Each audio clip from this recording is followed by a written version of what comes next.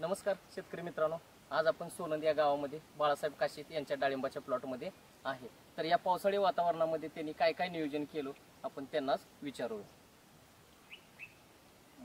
ह्या प्लॉटची इत्रेलची तारीख आहे 28 मार्च. 28 मार्चला इत्रेल बरोबर इत्रेल वेईन आणि ग्रीन पीएच 052 असं इत्रेलला घेतलेलं आहे.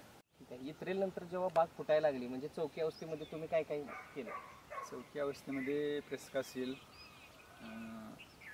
कजेम्स 5234 असा स्प्रे घेतला. ओके. कळी लांब निघण्यासाठी वगैरे तुम्ही कोणते स्प्रे वगैरे घेतले शेड्यूल करून?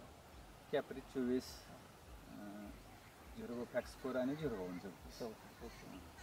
आणि पुढे सेटिंग अवस्थेमध्ये मेच्या आसपास पावसाळी वातावरण खूप होतं आणि आपली बाग एकदम फुल फ्लॉवरिंग स्टेजला होती. असं एवढा पाऊस पडतो त्यात काय कळी राहायला का नाही असं वाटत नव्हतं. बरोबर. वातावरण खराब असतं.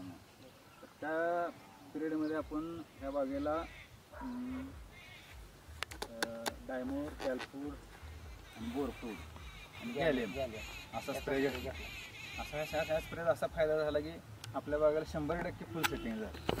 त्या गावामधल्या माझ्या बरोबर ज्यांचा प्लॉट होता त्यांचं बऱ्याच ठिकाणी ड्रॉपिंग झालं. त्यांचं पाठीमोर मागमोर सेटिंग झालं. पण आपलं सगळं वन टाइम सेटिंग होऊन गेलं. कळे पण एकदम कळे स्ट्रोक वगैरे तिथून खूप छान पडलं. आणि शेड्यूल तुम्ही MXB वापरल्यामुळे म्हणजे न्यूट्रिशन मॅनेजमेंट वगैरे तुम्ही कसं केलं पुन्हा त्याच्यानंतर सेटिंग नंतर?